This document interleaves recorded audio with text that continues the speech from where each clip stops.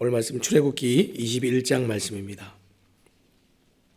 출애굽기 21장 12절부터 27절까지 말씀 함께 보도록 하겠습니다. 제가 봉독하겠습니다. 사람을 쳐 죽인 자는 반드시 죽일 것이나 만일 사람이 고의적으로 한 것이 아니라 나 하나님이 사람을 그의 손에 넘긴 것이면 내가 그를 위하여 한 곳을 정하리니 그 사람이 그리로 도망할 것이며 사람이 그의 이웃을 고의로 죽였으면 너는 그를 내 제단에서라도 잡아 내려 죽일지니라. 자기 아버지나 어머니를 치는 자는 반드시 죽일지니라. 사람을 납치한 자가 그 사람을 팔았든지 자기 수하에 두었든지 그를 반드시 죽일지니라. 자기 아버지나 어머니를 저주하는 자는 반드시 죽일지니라. 사람이 서로 싸우다가 하나가 돌이나 주먹으로 그의 상대방을 쳤으나 그가 죽지 않고 자리에 누웠다가 지팡이를 짚고 일어나 걸으면 그를 친 자가 형벌을 면하되 그간의 손해를 배상하고 그가 완치되게 할 것이니라. 사람이 매로 그 남종이나 여종을 쳐서 당장에 죽으면 반드시 형벌을 받으려니와 그가 하루나 이틀을 연명하면 형벌을 면하리니 그는 상전의 제사님이라. 사람이 서로 싸우다가 임신한 여인을 쳐서 낙태하게 하였으나 다른 해가 없으면 그 남편의 청구대로 반드시 벌금을 내되 재판장의 판결을 따라 낼 것이니라. 그러나 다른 해가 있으면 값되 생명은 생명으로, 눈은 눈으로, 이는 이로, 손은 손으로, 발은 발로, 된 것은 된 것으로, 상하게 한 것은 상함으로, 때린 것은 때림으로 갚을지니라. 사람이 그 남종의 한 눈이나 여종의 한 눈을 쳐서 상하게 하면 그 눈에 대한 보상으로 그를 놓아줄 것이며 그 남종의 이나 여종의 이를 쳐서 빠뜨리면 그 이에 대한 보상으로 그를 놓아줄지니라. 아멘. 오늘 우리가 율법의 정신이라는 제목을 가지고 함께 말씀을 나누기 원합니다. 율법의 정신입니다. 제가 예전에 어린 시절에 이 학교에서 보면 가끔 그 가훈이 뭔가 이런 조사를 시킨 적이 있습니다. 그래서 제가 어릴 때 이제 아버지한테 가서 아버지 저희 집에 가훈이 뭡니까 이렇게 물어봤더니 아버지가 정직 이렇게 말씀하셨어요. 정직. 저는 좀 뭔가 거창한 이 미사오구가 있어가지고 멋있는 말을 기대를 했는데 단 한마디 말로 정직 이러니까 좀 약간 실망감이 들었습니다. 학교에 갔더니 친구들은 굉장히 멋있는 말들을 많이 적어왔는데 사실은 그 단순하고 그 짧은 그 한마디에도 이 모든 것을 함축할 수가 있는 것이죠. 굳이 이제 많은 말들을 표현하지 않아도 사실은 그 안에 이 모든 중요한 가치들을 담아낼 수가 있습니다.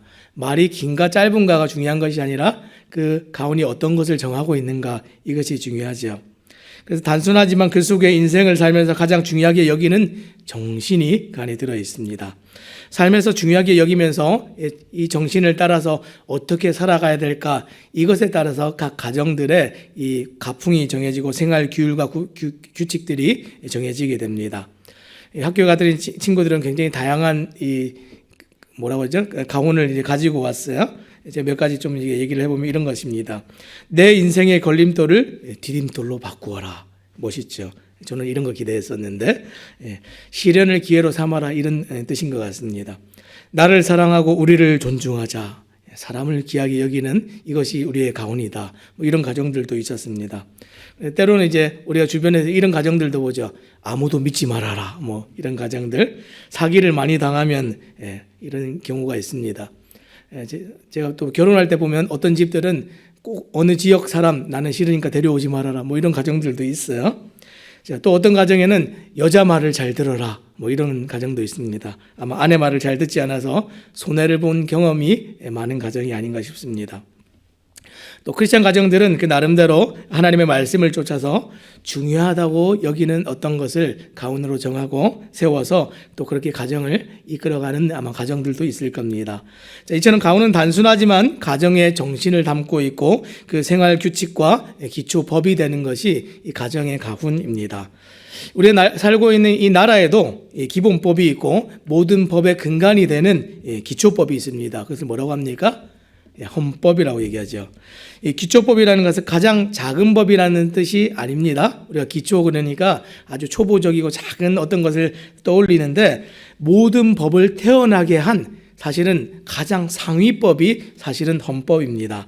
그래서 나라의 헌법은 법 중에 왕이라 이렇게 불립니다.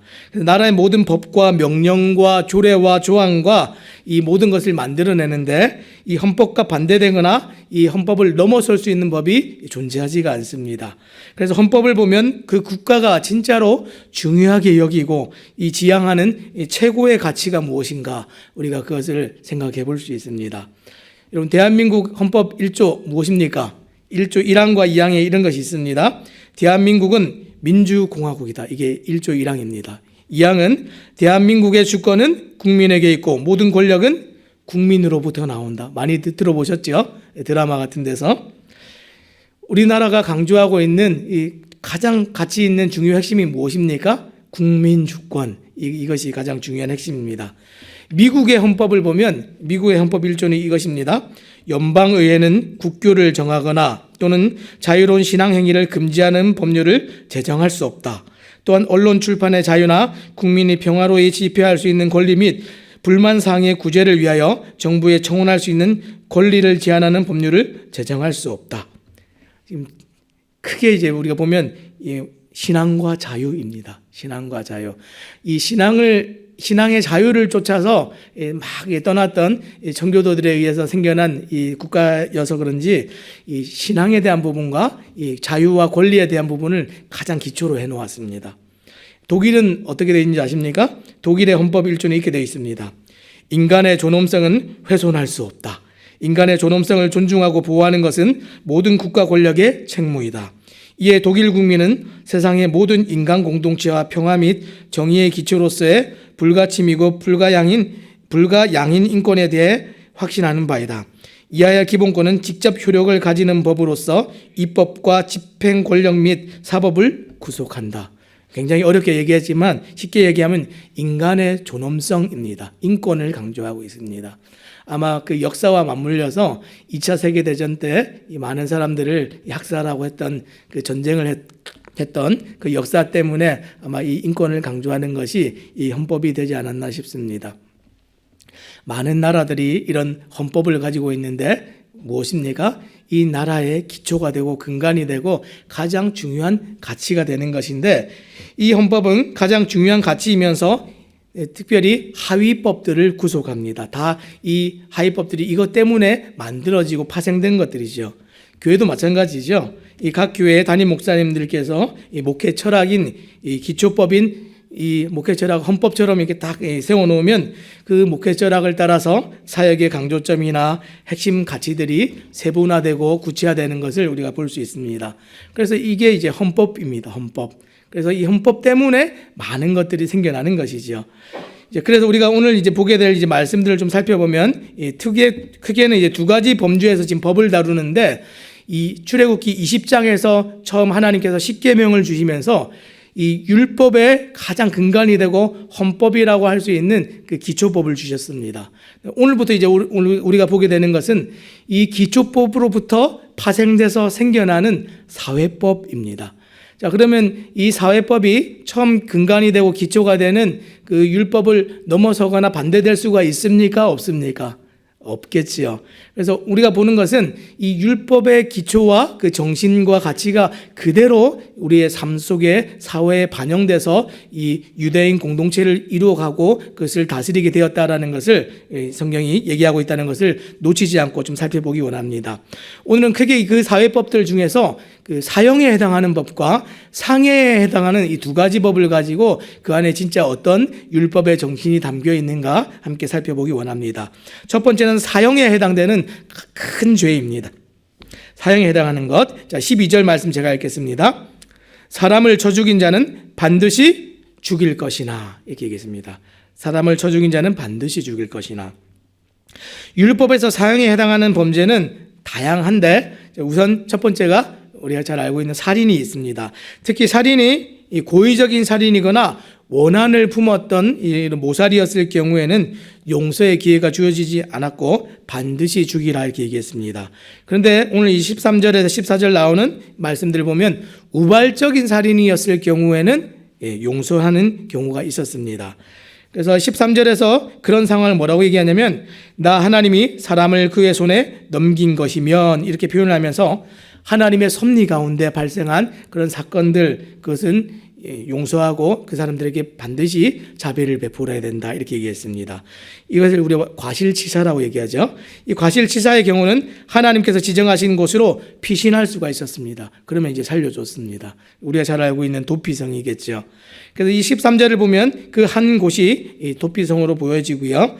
그리고 14절에 가니까 그곳이 성소의 제단인 것으로 또 이렇게 나옵니다. 아마 그 도피성 안에 있었던 또 제단이 아니었는가 싶습니다. 어찌됐든 우리가 좀 유념해서 살펴봐야 될 것은 고의적인 살인은 도피성에 피하고 아무리 도망을 가더라도 그곳에서조차도 끌어내려서 그 제단에서조차라도 끌어내려서 반드시 죽이게 된다 이렇게 얘기를 했습니다. 무슨 얘기입니까? 우리가 보는 이 장면에서 보는 것은 이 자비와 공의가 동시에 나타나고 있습니다. 고의적인 살인이 아니었을 경우에는 하나님께서 반드시 그 사람을 구제하고 용서하고 살려내는 그 방법들을 하나님 만들어 놓으셨고 또 고의적으로 사람을 죽인 사람에 대해서는 반드시 그 공의를 물어서 하나님께서 심판하시는 일이 있다는 것을 동시적으로 보여주고 있는 것이죠. 또 구체적인 살인에 해당하는 죄가 한 가지 더 나오는데 그것이 무엇입니까? 15절 17절에 보니까 자기 아버지나 어머니를 치는 자는 반드시 죽일지니라. 자기 아버지나 어머니를 저주하는 자는 또 반드시 죽일지니라 이렇게 얘기를 했습니다. 이 십계명을 하나님께서 처음 주실 때 인간관계에 대해서 첫 번째로 주셨던 관계가 어떤 것입니까? 이 부모님에 대한 관계입니다. 부모를 공경하라 이렇게 얘기했는데 성경은 부모는 마땅히 자식들로부터 이 공경을 받아야 되는 대상이다라는 것을 강조하고 있습니다. 왜 그렇습니까? 첫째는 이 부모는 자식들에게 생명을 나누어 준 사람들입니다. 또 온갖 고생을 감내하면서 키워낸 사람이 이제 부모이지요. 둘째는 이 부모는 하나님께로부터 부여받은 권위를 가지고 한 가정을 이끌어 나가는 책임자들이기 때문에 반드시 공경하고 존경해야 된다 이렇게 얘기했습니다. 그런데도 불구하고 만일 자식이 부모를 냉대한다면 이 기초법인 율법을 어긴 것입니다. 지금 이 부모를 공경하라 하는 것은 이 사회법이죠. 이 율법의 근간에서 파생되어진 다음 법인데도 불구하고 율법을 마치 어긴 것처럼 여겨지는 것입니다. 이것은 무슨 얘기입니까? 율법을 주신 하나님을 거역하고 하나님을 대적한 것으로 여겨지는 것입니다. 이 나라에도 헌법이 있는데 헌법을 거역하거나 반대되는 어떤 것을 만들어내면 그것은 국가에 대한 반역이죠. 마찬가지로 하나님께서 주신 것들에 대해서 반하는 것들을 하면 그것은 하나님에 대한 도전으로 여겨졌다는 겁니다. 그래서 반드시 죽여라 이렇게 얘기하는 것입니다. 그래서 오늘 성경은 그런 자들에 대해서 단호하게 규정하고 있는데 17절에 또 뭐라고 얘기했습니까? 자기의 아버지나 어머니를 저주하는 자는 반드시 죽일지니라. 그래서 이렇게 강하게 얘기하고 있습니다. 자, 또 뭐라고 얘기합니까? 저주하는 자 이렇게 얘기했는데 이 저주하다라는 말이 원래는 이제 원어에서 가볍게 여기다 이런 뜻을 가지고 있습니다. 무시하다, 회방하다 이런 뜻을 가지고 있는데 이 처음에 십계명에서 부모를 공경하라 이렇게 얘기했는데 공경하다라는 말과 완전히 반대되는 뜻입니다. 이 공경하다라는 뜻은 반대로 중요하게 여기다, 영광을 돌리다 이런 의미를 가지고 있습니다. 이것만 보아도 성경이 얼마나 부모의 권위를 강하게 얘기하고 있는지 그리고 그 부모의 권위를 저버리고 그 은혜를 무시하는 행위가 하나님께 얼마나 큰 도전이 되는지 그것을 얘기해 주고 있습니다. 뿐만이 아니라 이 마태복음 5장 22절에 가면 예수님께서는 이 조항을 부모뿐만이 아니라 형제에 대해서도 동일하게 적용함으로써 율법의 진짜 참 정신이 무엇인가 다 드러내서 말씀하시는데 마태복음 5장 22절 제가 함께 읽겠습니다. 나는 너에게 이르노니 형제에게 노하는 자마다 심판을 받게 되고 형제를 대하여 나가라 하는 자는 공회에 잡혀가게 되고 미련한 놈이라 하는 자는 지옥불에 들어가게 되리라. 형제를 막 저주하고 모함하고 나쁘게 얘기한 사람은 예수님 지옥불에 들어가게 되리라 이렇게 얘기하셨습니다. 정말 충격적이지요. 지금 하나님께서 하나님의 백성들에게 지금 기대하시는 핵심이 있습니다. 지금 무엇입니까? 지금 다 보니까 이 부모님뿐만이 아니라 형제들에 대해서도 이웃들에 대해서도 계속해서 이게 적용되어지는 것들은 사람을 존귀히 여기는 마음입니다. 이것 때문에 그러한 행동과 태도와 삶을 살게 되는 것이죠.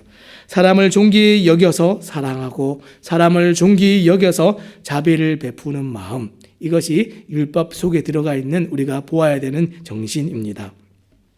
성경은 부모 공경이 절대적이라고 말하고 있습니다. 우리는 부모님이 나한테 이렇게 했던 거 하나님 아시지요? 이렇게 따지고 싶지만 절대로 그 부모가 어떻게 말하고 행동하고 자녀에게 어떻게 대했는가를 절대로 묻지 않으십니다. 우리가 해야 될 책임과 의무를 얘기하실 때에 뭐라고 얘기합니까? 절대적으로 공경하고 섬겨라, 이렇게 얘기했습니다.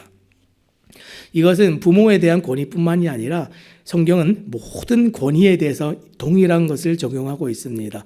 윗권위에 대해서, 윗사람에 대해서 어떻게 하라고요? 묻고 따지고 그분이 나에게 어떻게 대했고 어떤 말을 했고 불합리하고 불법한 일을 했습니다. 그 영역은 공의롭게 하실 일은 하나님의 영역입니다. 성경은 우리에게 요구하시는 것이 어떤 것입니까? 하나님의 백성은 하나님의 백성답게 그 의무와 책무를 다하는데 공경하고 영광스럽게 여기고 사랑하고 존중하라는 겁니다. 이것이 성경이 우리에게 가르치고 있는 이 율법의 핵심이고 정신입니다. 또 마지막 또 사형에 해당하는 죄가 하나 더 있는데 그것이 무엇입니까? 인신매매입니다. 16절 말씀해 보니까 사람을 납치한 자가 그 사람을 팔았든지 자기 수하에 두었든지 그를 반드시 죽일지니라, 이렇게 얘기했습니다. 사람을 납치하여 다른 사람에게 팔아넘기는 인신매매하는 사람들이 있었습니다. 혹은 납치를 해서 종으로 삼는 경우도 허다했습니다. 이 성경의 대표적인 인신매매 사건이 무엇이죠? 요셉의 형들이 자기 동생을 팔아넘기지 않았습니까? 이런 일들이 아마 계속 빈번하게 일어났던 것 같습니다. 그래서 예수님께서도 마지막에 돈 주고 팔리셨죠. 이 유대 사회에서 하나님께서 사실은 금지한 것인데 사람들은 이런 일들을 계속했습니다. 그런 일들을 왜 합니까? 그 속에 이 돈이 있기 때문에 그렇습니다. 이 사람을 팔 때에, 노예로 종으로 팔 때에 돈을 받지요. 요즘은 사람들을 납치해서 원양어선에 팔기도 합니다. 노동자로 파는 경우도 있고 어떤 못된 사람들은 장기를 얻을 목적으로 인신매매하는 경우도 있습니다. 다 뭡니까? 돈 때문에 그러죠. 돈 때문에. 이 돈 때문에라는 얘기는 무슨 얘기입니까? 이 물질과 돈을 사람보다 더 가치롭게 여기는 마음이 있어서 이 하나님의 형상을 가지고 있는 사람을 함부로 그렇게 대한다는 겁니다. 절대로 하나님께서 세우신 율법과 반하는 일입니다. 이 모든 것은 돈을 위해서 사람을 이용하는 경우이고 다 사람을 존귀히 여기지 않는 사람들이고 그러한 사람들은 어떻게 합니까? 반드시 죽여야 된다. 하나님이 반드시 죽여서 그러한 악은 반드시 끊어 놓아야 된다. 이것이 하나님께서 우리에게 말씀하시는 것입니다. 왜 죽어야 된다 이렇게 하십니까? 내가 그런 일을 했을 때 죽음에 해당하는 죄인 줄 알고 그렇게 하지 않도록 그렇게 해서 사람을 보호하는 시스템을 하나님께서 만드신 것이죠. 자, 이제 두 번째는 두 번째 다룰 사회법은 상해죄에 해당하는 죄입니다. 첫 번째는 이제 사형에 해당하는 죄였고 두 번째는 이제 좀 가벼운 이제 상해에 해당하는 죄인데 오늘 우리가 이제 보는 이제 죄들은 첫 번째 18절부터 19절에 보니까 사람이 서로 싸우다가 하나가 돌이나 주먹으로 그의 상대방을 쳤으나 그가 죽지 않고 자리에 누웠다가 지팡이를 짚고 일어나 걸으면 그를 친 자가 형벌은 면하되 그간의 손해를 배상하고 그가 완치되게 할 것이니라. 지금 여기서부터 지금 사형에 해당하지 않는 이제 범죄인데 서로 싸우다가 다쳤을 경우에 손해를 배상하고 어떻게 합니까? 완치될 때까지 치료해 주어야 된다 이렇게 얘기했습니다. 잘못에 대해서 끝까지 책임을 져야 된다. 성경이 그렇게 얘기하고 있습니다. 오늘날은 우리가 이 보험이라는 것이 발달이 돼 가지고요. 우리가 어떤 잘못을 저지르고 어떤 그 부주의하게 어떤 이 사건들이 발생을 하면 교통사고든지 일상생활에서 어떤 일들이 벌어지면 보험회사 전화하면 우리가 불편하게 그 사람들 만나가지고 일 처리하고 보상하고 이런 일을 대신해서 다 해줍니다. 그렇죠. 근데 이 고대 사회에서는 이런 보험도 없습니다. 이 보험이 발달되지 않은 시대에 사람들이 이 다른 사람의 어떤 그 삶을 평생토록 책임진다는 것은 얼마나 무거운 일인지 알 수 없습니다. 그 무거운 책임을 지지 않기 위해서 어떻게 합니까? 서로에게 상해를 가하지 않게 되는 겁니다. 그래서 서로에게 상해를 가하지 않아서 서로가 보호되도록 이끄는 법이 지금 이 상해에 대한 해당하는 죄에 대해서 하나님께서 이 법으로 만드신 법입니다. 물론 실수로라도 그런 죄를 범하였으면 어떻게 합니까? 평생을 그 사람을 책임지고 완치가 되고 생활할 수 있도록 도와줘야 됩니다.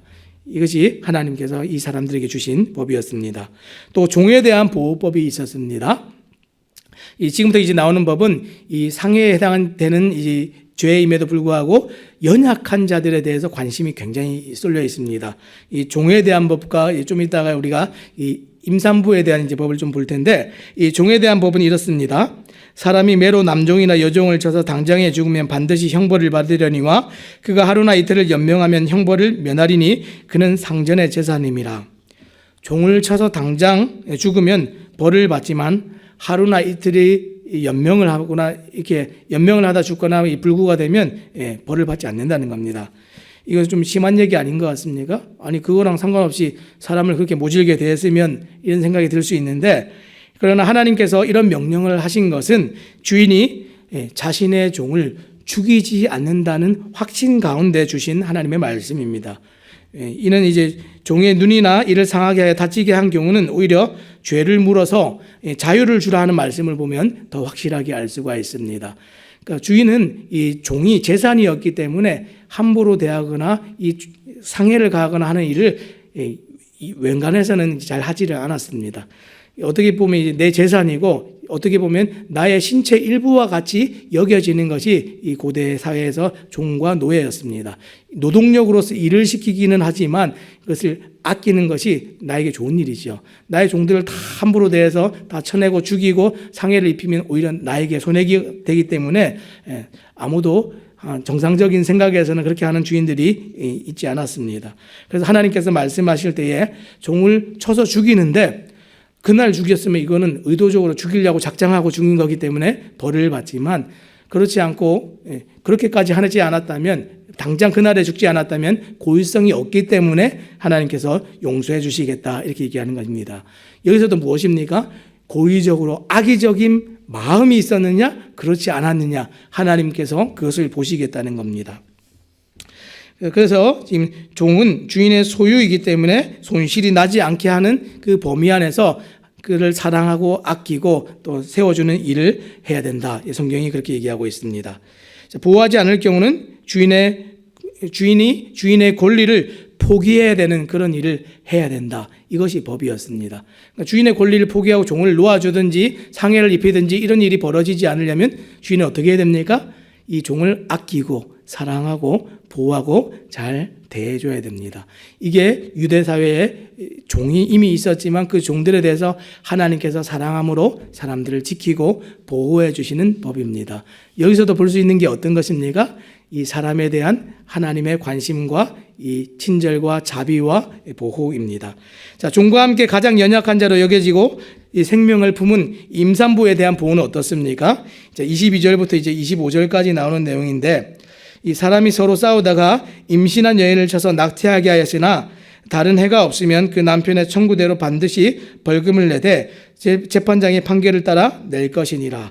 그러나 다른 해가 있으면 갚되 생명은 생명으로, 눈은 눈으로, 이는 이로, 손은 손으로, 발은 발로, 된 것은 된 것으로, 상하게 한 것은 상함으로, 때린 것은 때림으로 갚을지니라. 우리 어디서 많이 들어보던 법 아닙니까? 이에는 이, 눈에는 눈, 이런 이 법인데, 우리가 이 동해 동형법이라고 얘기하고, 때로는 이제 이 뭐라고 얘기합니까? 동해 동형법이라는 것은 더 이상 똑같이 해를 가하는 것을 얘기합니다. 그러니까 동해 동형법이라는 얘기는, 눈에는 눈이라는 얘기는 내가 이 팔이 잘렸으면 팔이 잘린 그 정도까지만 해야지 더 이상의 분풀이나 더 과하게 사람을 징계하는 일이 있어서는 안 된다는 겁니다. 왜 이런 얘기를 하고 있죠?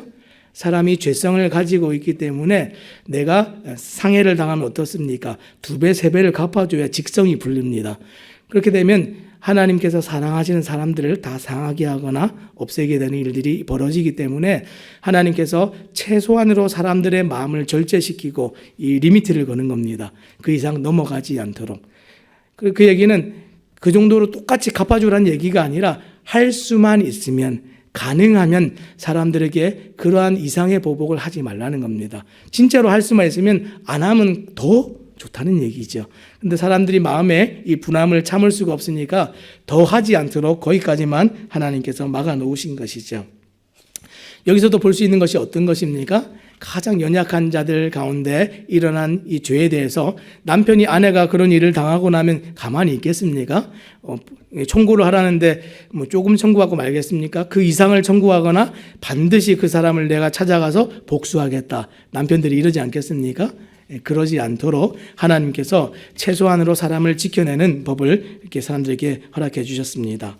가해자가 복수하라는 말이 아니고 피해자에게 지금 보상을 하라는 얘기입니다. 충분히 그 사람에게 흡족하도록 그 이상으로 보상하고 갚아주라는 것이 사실은 이 법의 핵심입니다. 복수를 갚는 것이 아니라 충분하게 이 사람이 온전하게 되도록 치유되고 회복되도록 갚아주라는 것이 핵심입니다. 만일 사람이 죽게 되거나 생명을 잃을 경우에는 그것을 회복하거나 갚아줄 수가 없죠. 그래서 이 사람에게 최대한으로 그 사람의 마음을 풀어주는 일을 보상하라는 것이 이러한 법들의 핵심입니다. 자, 우리가 이 사형과 상해에 해당하는 법에서 계속 확인한 것이 무엇입니까? 이 율법의 정신인데 하나님께서 하나님의 백성들에게 기대하시는 것은 사람에 대한 존귀함입니다. 사람을 존귀히 여기는 마음이고 그래서 약자를 지키고 보호하며 자비와 사랑의 의무를 다하는 것, 그것이 오늘 이 율법의 정신에 담겨 있는 핵심입니다.